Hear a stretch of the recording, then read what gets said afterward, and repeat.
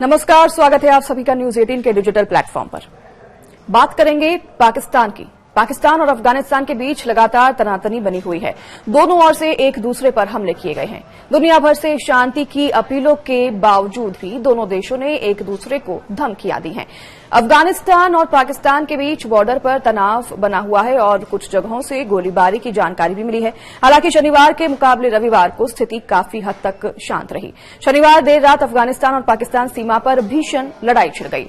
गुरुवार रात पाकिस्तान की ओर से की गई एयर स्ट्राइक के जवाब में अफगान तालिबान के बलों ने हमला किया था। तो अफगान बलों ने शनिवार रात को पाक के आर्मी की चौकियों पर धावा बोल दिया था, जिससे कि बॉर्डर इलाके में युद्ध जैसी स्थिति पैदा हो गई थी। तो वहीं आपको बता दें कि एएमयू टीवी पर भी रिपोर्ट दिखाई गई थी और इस रिपोर्ट के मुताबिक तालिबान बलों और पाकिस्तानी सेना के बीच में काफी समय से जो तनाव चल रहा है, इसमें पाकिस्तान का काफी नुकसान हुआ है और इसमें पक्तिका और हेलमंद प्रांतों में खास तौर से भीषण गोलीबारी हुई है। इसके बाद ईरान और क्षेत्रीय मध्यस्थों ने दोनों पक्षों से संयम बरतने का आह्वान किया। तो वहीं आपको बता दें कि कतर और सऊदी की कथित मध्यस्थता के बाद संघर्ष रुक गया है। हालांकि तनाव बरकरार है और दोनों ओर सेनाएं हाई अलर्ट पर हैं। पाकिस्तान ने बॉर्डर को व्यापार और नागरिक आवाजाही के लिए बंद कर दिया है।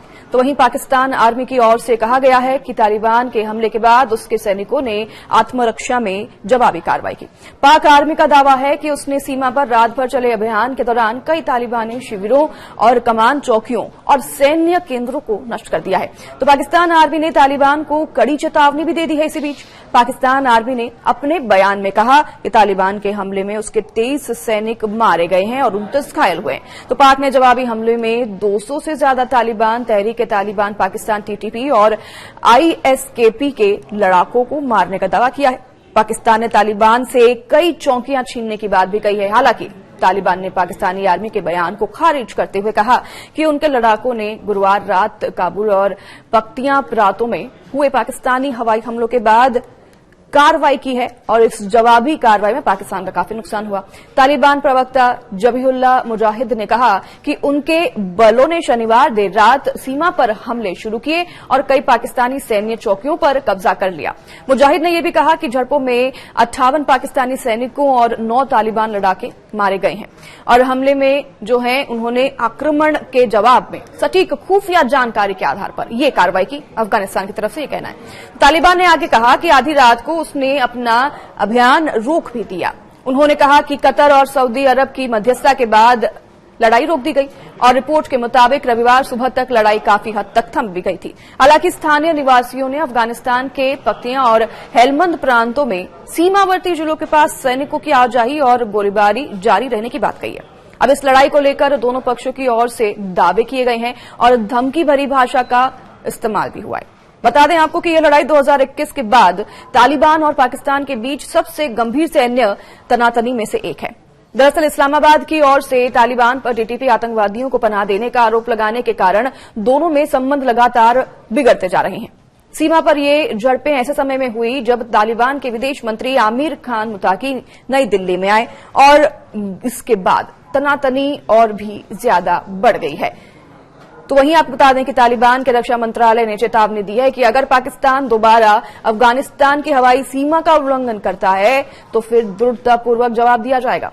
पाकिस्तान की ओर से इस मामले में अब तक कोई भी आधिकारिक बयान नहीं आया है, लेकिन समाचार एजेंसी रॉयटर्स ने दोनों देशों के सुरक्षा अधिकारियों के हवाले से कहा है कि शनिवार रात सीमा पर कई स्थानों पर झड़पें हुई हैं और पाकिस्तान में सैन्य सूत्रों ने बीबीसी उर्दू से इन सभी झड़पों की पुष्टि भी की और उन्होंने इस पर बयान देते हुए काफी ऐसे चौंकाने वाली बातें कही हैं। पाकिस्तान और अफगानिस्तान के बीच उपजे इस तनाव की वजह से क्षेत्र में अशांति और अस्थिरता को लेकर भी लगातार चिंता बनी हुई है। जानकारी यहां पर यह भी है कि इस तनाव को बड़े संघर्ष में तब्दील होने से पहले प्रभावशाली देशों को पाकिस्तान पर दबाव बनाने की जरूरत है। और इसी बीच सऊदी अरब और पाकिस्तान के बीच हाल ही में हुए रक्षा समझौते की भी चर्चा है। इस समझौते के तहत इन दोनों देशों में किसी एक पर भी हमला होने की स्थिति में उसे दोनों देशों पर हमला माना जाएगा।